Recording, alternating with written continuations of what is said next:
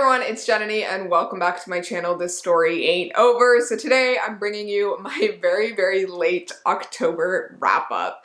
So as you guys may remember from my October TBR, I had a pretty stacked list of books that I wanted to read for spooky season in particular. And I'm very excited to say that I actually got to many of those titles and also a couple other ones that weren't on my TBR as well that just really fit the vibe of the season. And I think overall I had a really great reading month in October. I also did weekly vlogs in October, so you can definitely check out each one of those. I'll leave them all linked down below. And weekly vlogs isn't something that I've done a lot before, mainly because I always feel like I don't have time or I, feel insecure about filming without makeup on during the week, but I was just really trying to push my comfort zone and try it out, and I really enjoyed doing it. I have been a little bit more busy in November, so I won't be able to do weekly vlogs, and probably not in December either, but I'm hoping starting January I'll be able to do those more again for you guys because I really love vlogs, and I think it's just like a really casual way of like sharing my thoughts on a book and a lot more in the moment, because I feel like there's a lot of thoughts I have about books while reading that I forget about by the time it gets to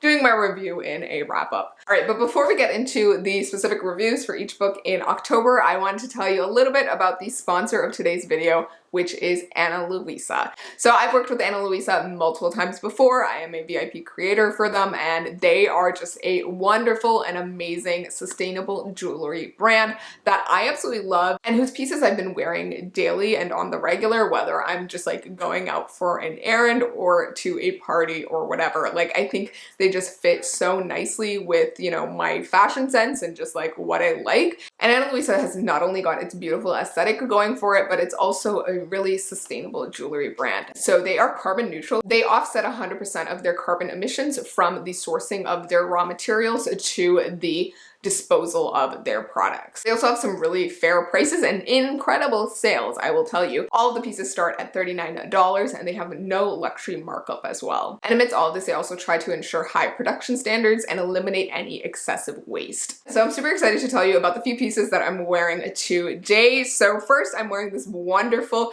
Jack's ring, which is like this crossed ring with like a little bit of like a jewel embellishment on the front, and it crosses at the back as well. I love this. It is such a cute piece of jewelry to wear, and I love how it emphasizes my hands. And then going with the Jack's ring, I also have a couple earrings from Ana Luisa today, and I love how these two stack together beautifully. So I have these Celeste earrings that I have on like my main piercing here, and then I also have the Elios hoops here as well. So these have like the little like starburst on them, and like they're a tiny little hoop, but they pair really nicely with the Celeste as well because they go with like that celestial theme. So Celeste is like a little moon on one side, and then it's also got a little sun on the other side as well. So it's just like a really nice pairing, and they stack beautifully with like my multiple piercings. So yeah, it's like a new look that I love, and I've been wearing these earrings out every time I go out because I just think they look so cute, and they're perfect for this like sort of magical time of the year as we're going into the holidays as well. So all these pieces are available on Ana Luisa, which you can go grab, and I'm super excited to tell you that they're actually having a really awesome buy one get one 60% off sale. So you could be buying these two pairs of earrings, buying one and then getting the other one for 60% off, which I think is an awesome deal.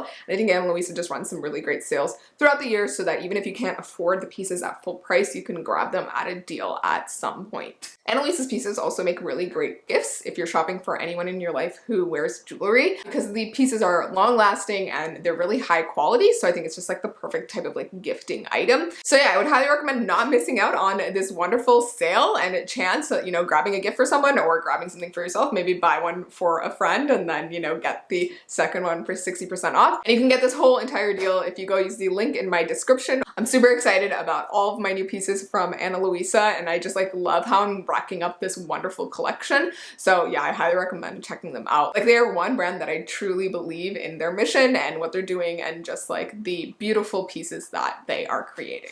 Alright, so with that said, let's get into the books that I read in October. So the first book that I read is The Inheritance of Orquidea Divina by Zoraida Cordova. This is one that I actually decided to read on a whim, I feel like, because I hadn't really heard about it much until it became the book of the month pick for I think September or August.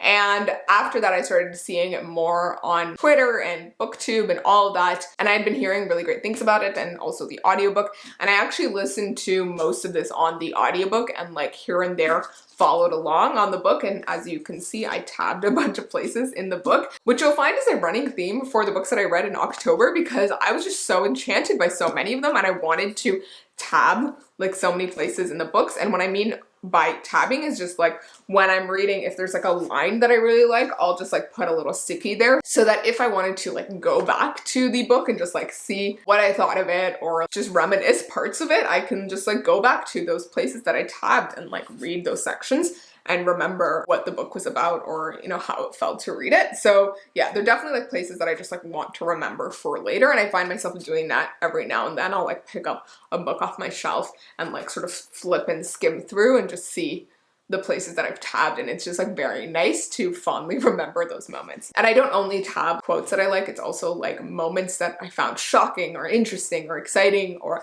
romantic or whatever. But back to this book, it was such an incredible experience reading this book. It was very different from what I sort of initially had thought and expected, but it definitely did have that magical realism to it that a lot of people talked about it having, which I loved. And it also has two different sort of timelines going on, which I found super, super interesting and exciting. But basically, for those of you who don't know, this book follows a family of people called the Montoyas, who are descended from this one woman named Orquidea Divina. And Orquidea is originally from Ecuador, and she moves to the States to this small town called Four Rivers and sort of sets up her house in a very mysterious way to all of the townspeople. But the book actually begins many years later when Orquidea is much, much older and she's about to die. And so she basically puts out a call to all of her descendants to come to her home in Four Rivers, where many of them grew up and, you know, started their lives, to come see her and hear what their inheritance is going to be. And so the Montoyas all gather in Four Rivers to see Orquidea, only to find that she is turning into a tree. And so that's where we sort of get the magical realism aspect of the book. And there's a lot of sort of magical things that happen in this book, very strange things, manifestations of just like real, you know, emotions and pain and things going on. And at this point in the story, we also start to get some chapters from Orquidea's perspective as well, from her life back in Ecuador and the events that led her to move to the States and to Four Rivers and to set up her family there. And one of the interesting things about Orquidea is that she's also had many husbands over her life as well, hence why she has so many descendants, and all of them have mysteriously passed away as well. I don't want to say anything more than that because I don't want to spoil anything for you guys, but this was such a fantastic book. It was beautifully written, just a grand, sweeping story, and I also just loved all of the characters in this book as well. From Orquidea to many of her descendants, like some of the main characters, they were just all fantastic and just really like fully fleshed out characters. And there's some like really crazy things that happen in this book, which is one of the things that I didn't expect. And I think I talked about this in my vlog, but there are like deaths that happen in this book and like some really interesting twists that happen like later on in the second half, and a really wonderful mystery to sort of how Orquidea ended up where she is. So I loved all of those aspects, and overall I think this was just a really impactful read as well. So if you're looking for like a grand sweeping family story, a sweeping story about a one woman, or if you're looking for like something that's sort of set in the real world with quite a bit of magic to it, this is definitely the book to pick up. All right, the next book is by an author that I have been raving about endlessly for like the past 2 months, I feel like, and she's just like totally captured my interest, my heart, everything. And that author is Silvia Moreno Garcia, who has written multiple books on this wrap-up today. So this is the first one that I want to talk about, Mexican Gothic. So as you guys may remember, I read The Beautiful Ones by Silvia Moreno Garcia last month, or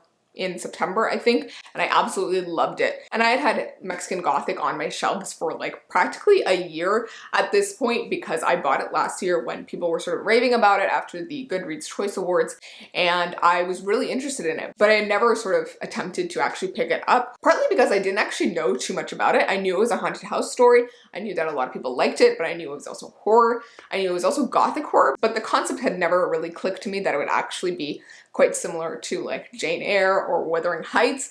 And so when I actually decided to pick this up, I was so pleasantly and happily surprised to see how much I loved it. This is probably my favorite of Silvia Moreno Garcia's books. This one and The Beautiful Ones are sort of tied, but I do think that this one takes the cake because of how well it's written, but also how well the mystery works and how well the horror aspects work as well. I feel like with my October TBR, I really got into the horror genre a lot more than I have previously, which was just so exciting. And I'm finding that I'm really enjoying it. And I really want to read more books that are in the horror genre. But basically, for those of you who don't know what this is about, this is a Gothic horror, as I said, and it is set in the 1950s in Mexico.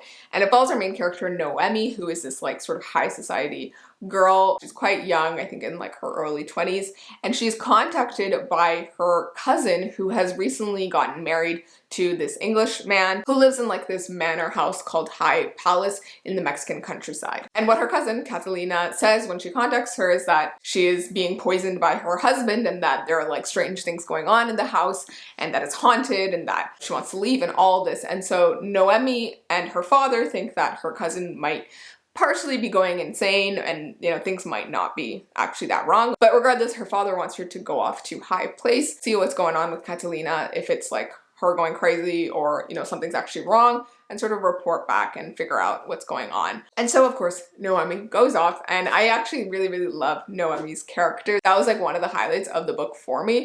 But Noemi goes off to High Palace and starts to learn more about the place and, you know, meet with Catalina and the other inhabitants of the house, and starts to learn some sinister truths about the people there and the house and, you know, what's gone on in history. This was definitely the perfect Gothic horror I have ever read. It hit so many points that I was sort of looking for. It had a bit of romance, it had the haunted house aspect, it had all the mystery and intrigue, but it also had a really grounded aspect to the horror and to the haunted house element. There's like an actual like tangible explanation for everything and like a real world explanation for everything, which made everything seem that much more plausible, but also more scary, I guess, in a way, which was just so interesting. And what I mean by that is that like, it's not just like all supernatural stuff and like ghosts and that kind of thing. It actually had like a grounding in sort of the history of the place as well. But yeah, overall, I just like absolutely loved it. Like I loved the romance. I loved how tense it was. I loved Noemi as a character, but I also loved how creepy it got. And as I said, like I'm really getting into horror now and I'm really enjoying it. And I loved the horror aspects of this book. It gets really creepy and really like grotesque at points. And all of that was just so interesting and exciting, and it was perfect for spooky season as well. I definitely feel like this is one of those books that you sort of need to go into without knowing too much. Like you should just know that premise and then go into it and read it and experience it, and you will probably fall in love. I wouldn't recommend this if you're like kind of squeamish and you don't like horror, because it is a horror, but it also has that really beautiful tone to it as a Gothic horror, the slightly romantic, mysterious feel to it, which I just loved. All right, the next book is another Silvia Moreno Garcia book, and this one I sort of picked up on a whim. If you watch my vlogs, I decided to pick it up because I knew it was her new book and I wanted another book from her to read.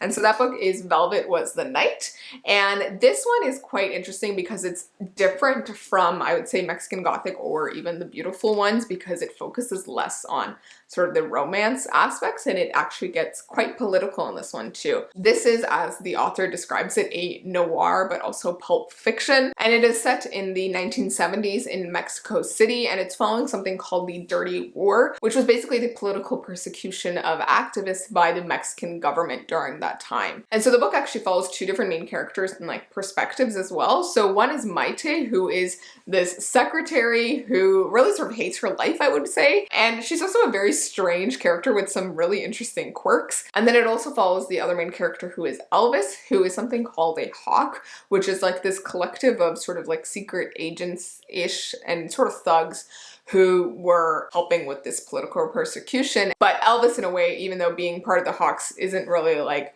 caught up in the ideology of it. He just sort of ended up in that situation because he wanted a job and he was enamored by the boss as well. And what actually connects these stories of Maite and Elvis is when a girl named Lenora goes missing. And like that's like the basic premise of the book. I think this was very different from what I expected. I expected it to be a lot more of like a mystery and like a thriller, which it wasn't really. It's a lot more of a noir and a pulp fiction, as the author says in her afterword. And I think that those aspects were just really cool and really interesting, and like she really delivered on that concept and that vibe. And I think what really shone for me in this book was the characters. Elvis and Maite are just so unique, and like the way they talk is so unique, and seeing their separate stories was just really interesting as well. I think going into this book I had actually expected their perspectives to actually like mingle a lot more and for them actually to fall in love like from the beginning, but the book actually follows them very separately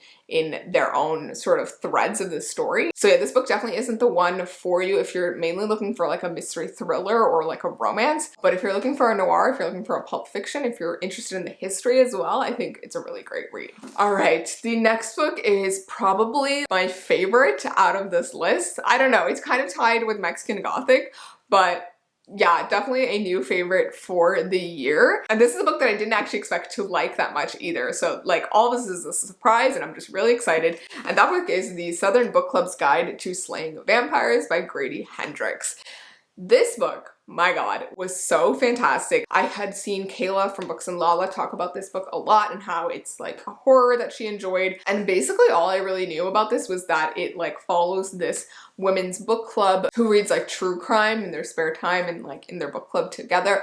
And when a mysterious man sort of comes to town, he happens to be a vampire, or you know, the suggestion is there, and they start to realize that he may be responsible for sort of these missing children around town. Beyond that like basic premise, this book was so much more, and I loved it so much. Like the way it handled the subject of motherhood and like being a stay-at-home mom, but also like the idea of like a predatory man was just so interesting. And the author actually has an author's note at the beginning of the book, which I had read prior to reading the entire book, which made me so much more excited for it. And so in the author's note, he says that growing up, he didn't really appreciate his mother because she was a stay-at-home mom.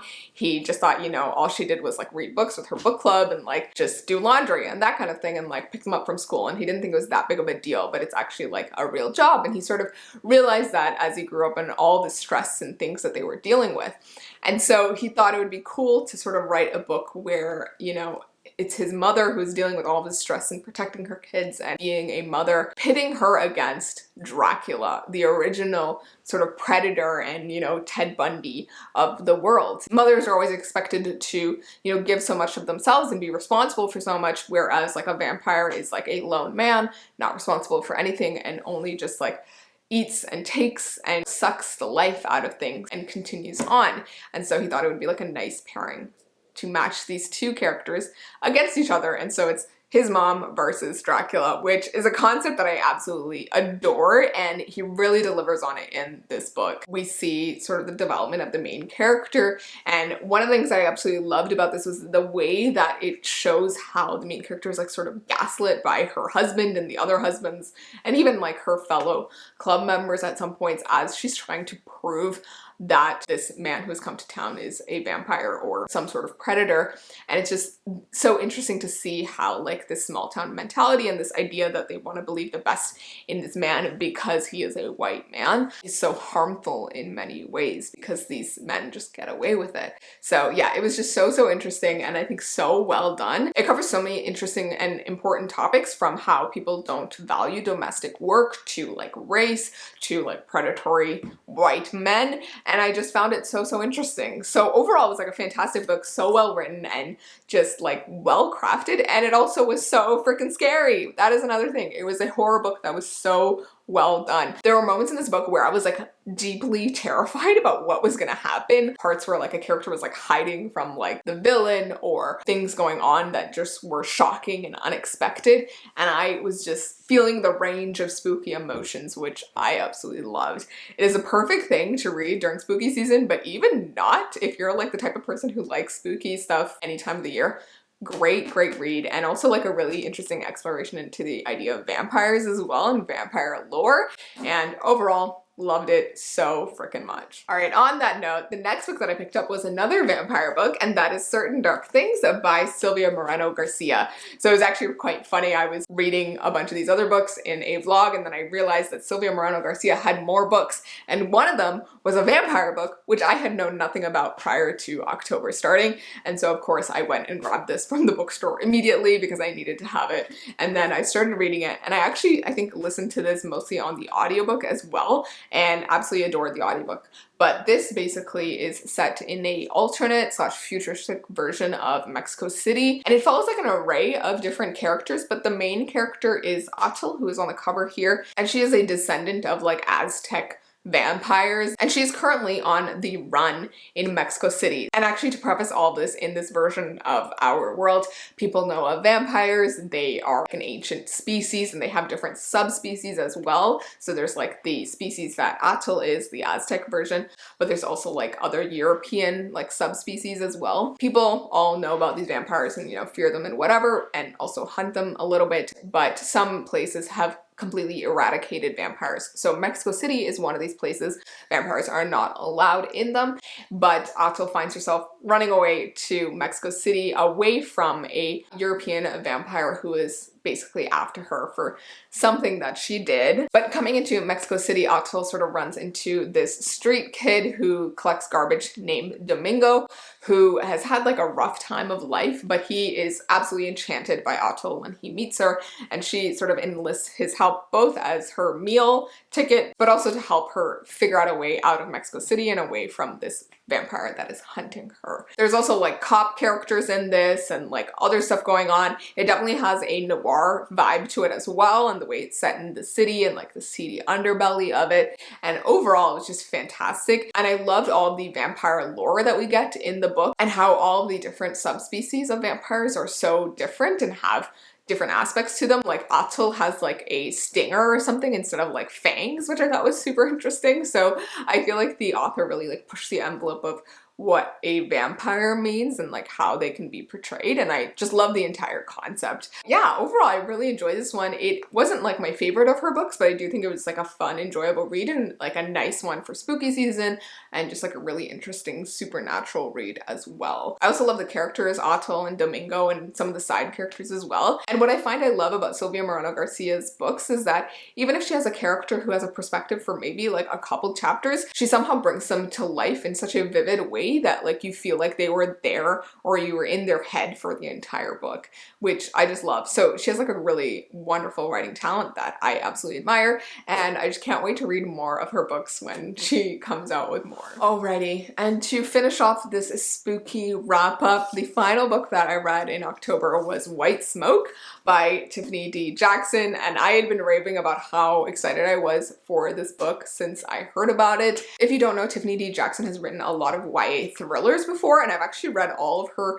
previous books, and they're all fantastic. They really explore like some really complicated teens and some, you know, psychological thriller aspects, and they have incredible twists as well. So when I found out that she was writing a haunted house story, I was like, yes, please give it to me, and I was so excited for it.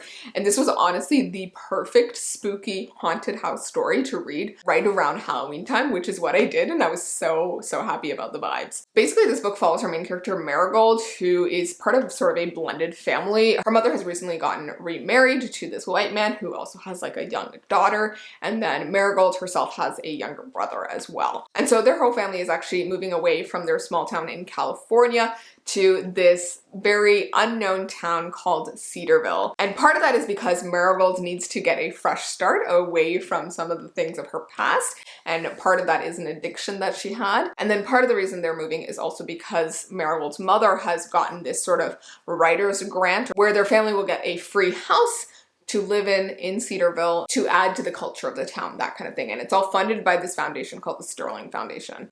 And so they move into this old house that everyone in town seems to think is haunted, and strange things are sort of going on, and things sort of spiral from there, and Marigold meets other people in town and learns a lot more things about Cedarville and its history. And this book was just so interesting. Like, the haunted house aspects were so well done, and what I loved about it by the end was the fact that there were very tangible, real explanations for everything going on. Like, it wasn't like a supernatural haunted house, which sometimes I like, but I feel like it isn't as like terrifying as like the ones with like a tangible reason, like a real life reason for why the haunted house thing is happening. So yeah, I loved how it was like entrenched in the history of the town and how race plays into that, and like power and privilege and all of that. And it was just so well done and well crafted that I absolutely loved it. And I, you know, expected no less from Tiffany D. Jackson, and she really delivered on the concept. I also loved Marigold as a main character because she was super flawed and had so many things that she was struggling with and going through. And she makes a lot of mistakes throughout the book as well and lets down some people, but I think she really evolves by the end, which I appreciated. I absolutely loved the entire concept and how it was executed, and highly recommend if you're looking for a haunted house story, if you're looking for something creepy to read, but also something that explores some really interesting concepts and a really cool mystery in a small town. Alrighty, I've been talking for ages, but those are the 6 books that I read in October. I had such a great reading month, and I'm literally so satisfied with every single book that I read in October. I am hoping that November will be similar, though I have started some books and have loved some and did not like some others, so stay tuned for my November wrap up later on. And yeah, I hope you guys are doing well and that your reading is going well. I would love to hear from you what books you read in October and what you thought of them. I would love to hear like all of your spooky book recs, because although Halloween is over, I still love spooky vibes and I might continue to read some spooky books, but I'm also like racking up some new recs for next year because I just love that time of year. So yeah, leave me your recommendations, let me know what you read, and let me know what you guys thought of any of the books that I talked about today. If you had like similar or opposing views, if you want to discuss a certain aspect of any of these books, I would love to discuss with you in the comments. Thank you so much for watching, and definitely don't forget to check out the Ana Luisa sale. Buy one, get one 60% off using the link in my description, and I will see you in my next video. So please remember that this story ain't over. Bye!